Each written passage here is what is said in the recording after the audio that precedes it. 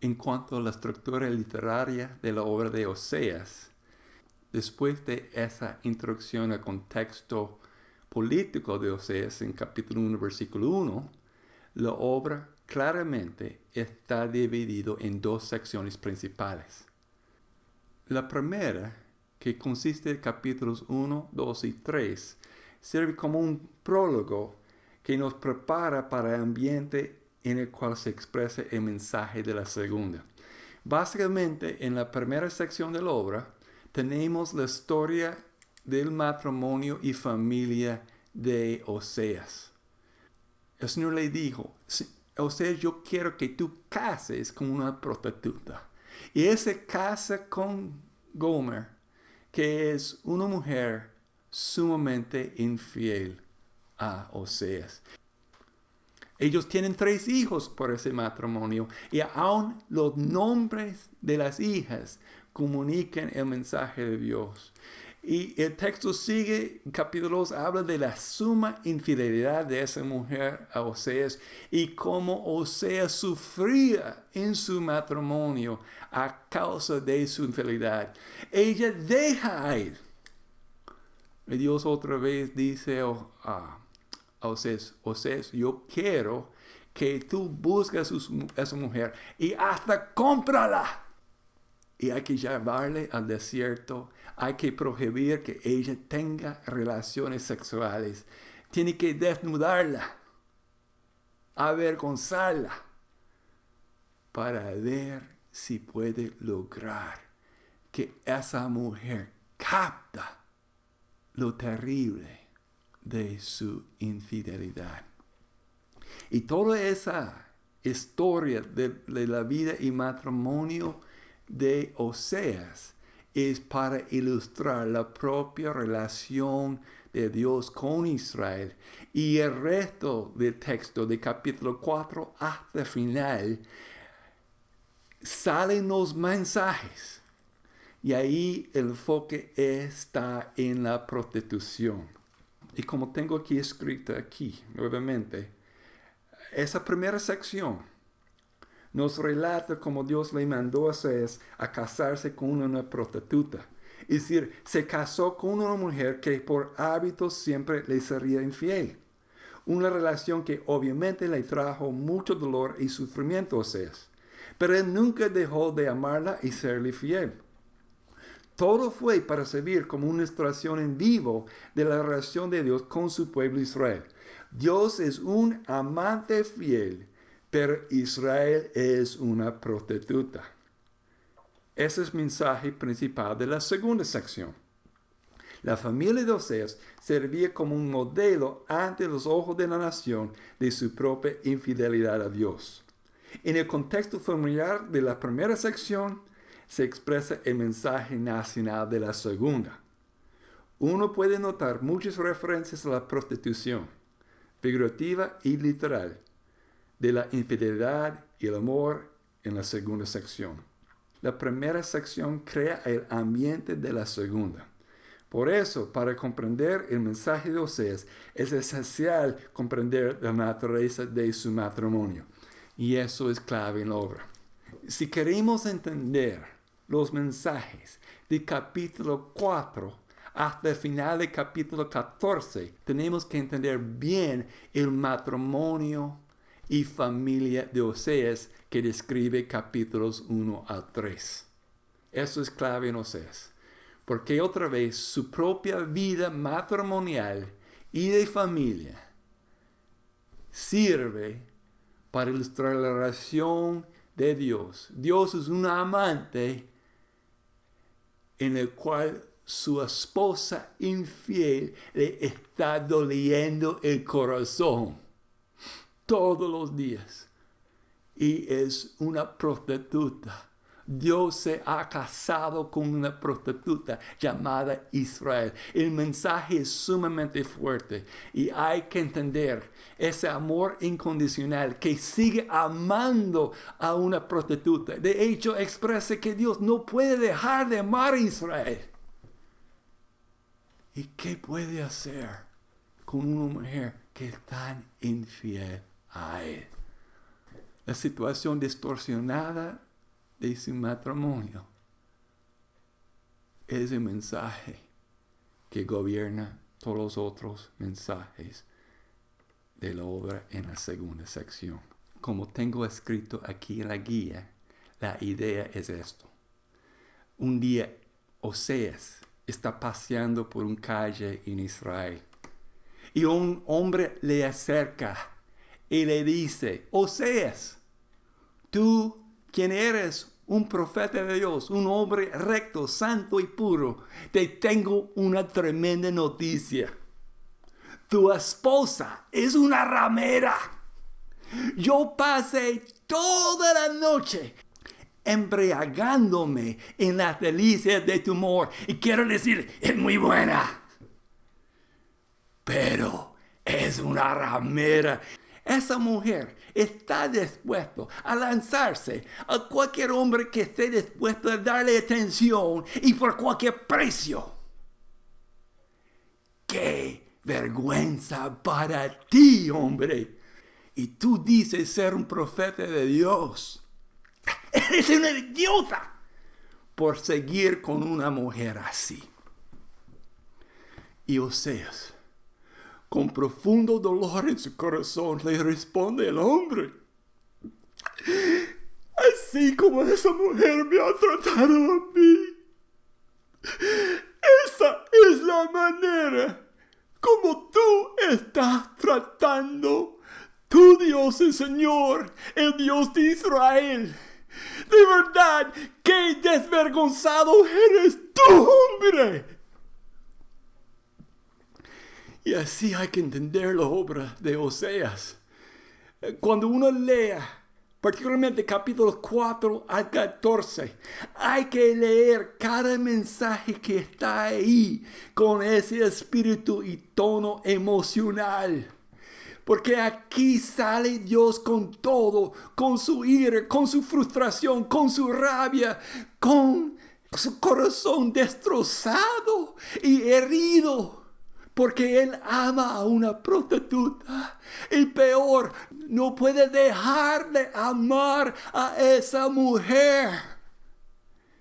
Y más que una declaración sobre Oseas o sobre el propio Israel, la obra es una declaración sobre Dios mismo, sobre su amor radical, incondicional, que ama a prostitutas como nosotros. Ama a los infieles y no sabe qué hacer con ellos porque no puede dejar amar a nosotros. Pero tiene esperanza. Si Él puede abrir su corazón con nosotros, su corazón dolido, quizás podamos captar y arrepentirnos y comenzar a amar a Él como Él merece ser amado. Eso es el gran legado de la obra de Oseas. Espero que podamos captarlo. Volvemos a leer la guía. Ese es el mensaje de la obra de Oseas. Expresa la agonía que Dios siente por un pueblo a que Él ama profundamente, pero que de igual forma le ha sido sumamente infiel. Expresa la frustración y el dolor profundo que Dios siente al ver a su pueblo buscar la ayuda de cualquier otro amante, sean ídolos, Asiria, Egipto, prosperidad económica, una solución política, pero sin buscarle a Él. Tal infidelidad tiene su límite. El amor profundo de Dios le obliga a castigar a su pueblo, con la esperanza de poder tener un amante que sí le sería fiel después del castigo. Y por eso Dios levantó su profeta Oseas para ilustrar el problema de Israel y anunciarle su dolorosa solución inminente. Dios tendría que destruir a su pueblo para ver si así podría reformarlo. El Sr. Hubbard D. Bush, en su obra Panorama al Antiguo Testamento, dicen lo siguiente: la revelación se presenta en muchas y extrañas formas. ninguna tan misteriosa como el intenso sentir de Dios por su pueblo, expresado mediante las emociones conflictivas que siente un profeta por una esposa amada pero infiel. Esta es la profecía dramatizada en su más alto nivel veterotestamentario. En cierto sentido, la palabra se hizo carne en la vida de Oseas. Entonces, al entender lo que pasó a Oseas en su matrimonio con Gomer, esto influye en el resto de la obra de capítulo 4 y 14. Y hay que interpretar otra vez cada sermón, cada oráculo a la luz de lo que le pasó a Oseas. En un sentido, tenemos una combinación de la obra de Jonás con Amós en la obra de Oseas, porque es la historia de lo que pasó a una profeta, capítulo 1 a 3, pero que está convertido en un mensaje a la nación, que es capítulo 4 al 14. Y encuentro en capítulo 4 al 14 una gran presentación en paralelo, lo que llamamos un quiasmos. Van a notar que hay una frase que está repetido en la obra y está distribuido equitativamente. En capítulo 6, versículo 4, hay la frase, ¿qué voy a hacer contigo, Efraín? ¿Qué voy a hacer contigo, Judá? Y noten que el mensaje es tanto para Israel como para Judá. Y lo interesante es que hay un refrán parecido en capítulo 11, versículo 18. Y eso me hizo analizar la obra porque hay un paralelismo de presentación. La obra antes que declara ese refrán por primera vez tiene una invitación. Leemos capítulo 6, versículos 1 al 3 para notar eso. Vengan, volvámonos al Señor. Él nos ha despedazado, pero nos sanará. Nos ha herido, pero nos vendará. Después de 2 días nos dará vida. Al tercer día nos levantará, y así viviremos en su presencia. Conozcamos al Señor, vayamos tras su conocimiento. Tan cierto como que sale el sol, Él habrá de manifestarse. Vendrá a nosotros como la lluvia de invierno, como la lluvia de primavera que riega la tierra.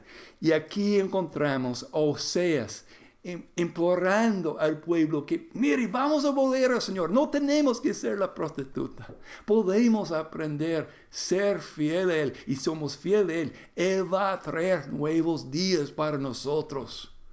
El invierno se convierte en verano. Y a pesar de gran dolor, comunica una esperanza. Y lo interesante es que después de la segunda declaración de ese refrán, ¿cómo podría yo entregarte, Efraín? ¿Cómo podría abandonarte, Israel? Hay otra invitación que encontramos en capítulo 14, versículos 1 a 3, que dice así: Vuélvete, Israel, al Señor tu Dios. Tu perversidad te ha hecho caer. Piensa bien lo que le dirás. Y vuélvete al Señor con este ruego: perdónanos nuestra perversidad y recíbenos con benevolencia, pues queremos ofrecerte el fruto de nuestros labios. Asiria no podrá salvarnos, no montaremos caballos de guerra. Nunca más llamaremos Dios nuestro a cosas hechas por nuestras manos, pues en ti el huérfano haya compasión. Y hay varios detalles en esa invitación, pero noten que va en paralelo con otra invitación en la obra. Oseas tiene la esperanza que Israel sí puede, a través del mensaje, escuchar al Señor y arrepentirse. Y noten, en ese texto específico, le llama, le invita de arrepentirse, de buscar apoyo en Asiria y de buscar apoyo en ídolos. Porque buscar a cualquier de esas cosas es idolatría, es ser infiel al Señor. Hay que volver al Señor y amar solo a Él. Es la invitación. Y Oseas tiene la esperanza que eso puede ocurrir, porque esa es la esperanza de Dios mismo para la nación. Entonces, dentro de invitación, el refrán, y después del refrán y la invitación, hay dos textos que enfatizan la agonía de Dios. Y ambos textos son bastante extensos. Varios versículos que expresan la conflictividad dentro de Dios mismo, su lucha interna emocional, de ira, frustración, amor. Tú sabes, cuando uno está en una relación amorosa pero es conflictiva, bueno, Dios sale con todo ahí. El conflicto emocional que él siente por todo lo que está pasando en Israel y por la infidelidad de ese pueblo que busca confiar en otras naciones, en riquezas, en poder, en otros ídolos y otros dioses, y no busca al Señor. Y esos dos textos comunican la agonía, el sufrimiento, el dolor profundo de Dios por tener a Israel así en relación con él. Y van a notar, y eso es fascinante, que el puro centro del texto enfatiza que Israel ha quebrantado mi pacto. Esos votos que Israel hizo en Sinaí, cuando dijeron, Señor, vamos a cumplir todas tus leyes, todos tus mandamientos, vamos a vivir santo como tú eres santo. Y el Señor y el pueblo hizo esos votos. Y básicamente Dios dice, ustedes han rompido, han quebrantado todos sus votos. ¿De qué sirven esos votos? Han quebrantado mi pacto con ustedes. Yo sigo fiel en el pacto, pero ustedes me son infieles. Porque han abandonado todo el plan y diseño que yo tenía para ustedes como nación. Como una nación distinta, bendecida por mí, para que pudieran bendecir y ser sacerdotes a todas esas otras naciones. Y hay que notar en la obra, hay ese énfasis que como sacerdote, Israel ha fallado mucho. Israel ha rechazado el bien. Ha rechazado a Dios por haber abandonado el pacto. Es el mensaje en el puro centro de la obra. Y con toda esa estructura que es como un reflejo de espejo, con ese enfoque en quebrar el pacto como la razón principal de su infidelidad, la sección en capítulo 4 comienza denunciando a Israel como prostituta. Y cuando leen ese primer texto, van a notar que la palabra prostituta y prostitución sale mucho ahí. Y es por ser infiel al Señor, a buscar confiar en naciones y buscar confiar en otros dioses. Y la obra termina expresando que a pesar de que Israel es esa prostituta, yo voy a seguir amándola con un amor puro, dice el texto al final. Yo voy a buscar que esta prostituta puede convertirse en ser una mujer fiel. Y después de expresar todo ese mensaje que comunica no solamente el porqué del juicio de Dios, sino lo que él siente y particularmente su propio conflicto interno en traer juicio a Israel y su conflicto interno en que su amor no lo deja abandonarla. La obra termina con un proverbio. En la tradición de la literatura sapiencial, la literatura de sabiduría, termina con ese pensamiento para la reflexión. Capítulo 14, versículo 9. El que es sabio entiende esas cosas. El que es inteligente las comprende. Ciertamente son rectos los caminos del Señor. En ellos caminan los justos, mientras que ahí tropiezan los rebeldes. Y con esa palabra, Oseas y el Señor quieren que Israel oigan la palabra del Señor. Si lo oyen, será sabiduría para ellos. Seguir el camino, Señor, es seguir el camino de la justicia, es seguir el camino de la sabiduría. En cuanto al estilo literario de Oseas, es notable que en esa obra no hay tantas repeticiones como lo que hemos visto en obras como Amós y Joel. Pero Oseas es sumamente rica en otras técnicas literarias de los hebreos y particularmente en su uso de símiles y metáforas. Y como tengo notado aquí en la guía, estas son las reacciones dolidas de un amante traicionado y abandonado. Esa obra es sumamente expresiva en cuanto a su pasión emocional, y símiles y metáforas son la manera que la obra comunica esa parte emocional que el Señor siente en cuanto a Israel. Hay muchas comparaciones dramáticas para ilustrar la frustrante agonía que Dios siente por su pueblo infiel, pero sumamente amado a pesar de su infidelidad. Y eso hay que captar como parte central del mensaje de toda la obra. En Oseas, Yahvé es un león, leopardo, oso, águila, cazador y pino, además de ser un esposo, amante y padre.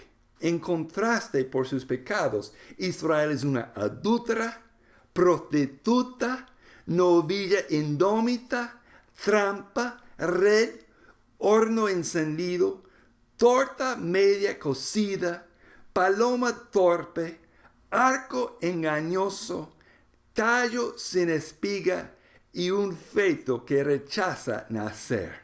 Y por ser así, Israel se desaparecerá como la neblina, el rocío, la paja o humo. Será llevada como una rama arrastrada por el agua. Ella sembró vientos, pero cosechará tempestades. Entonces, cuando uno lea Oseas, hay que tomar tiempo para meditar en las potentes imágenes que él nos presenta. A veces vale la pena cerrar los ojos y visualizar la metáfora que él emplea para captar realmente lo que el profeta quiere decir con esas imágenes. Vamos a considerar un ejemplo. Vamos a leer de Oseas capítulo 14, versículo 4. Yo seré para Israel como rocío, lo haré florecer como lirio, hundirá sus raíces como cedro del Líbano. Sus vástagos crecerán y tendrán el esplendor del olivo y la fragancia del cedro del Líbano. Volverán a habitar bajo mi sombra y crecerán como el trigo. Echarán renuevos como la vid y serán tan famosos como el vino del Líbano. En estos versículos hay que notar que el Señor no solamente está apasionado en cuanto a la infidelidad y el dolor que siente a causa de Israel, sino también es igualmente apasionado por el futuro de esperanza y su plan que Él va a realizar en su pueblo.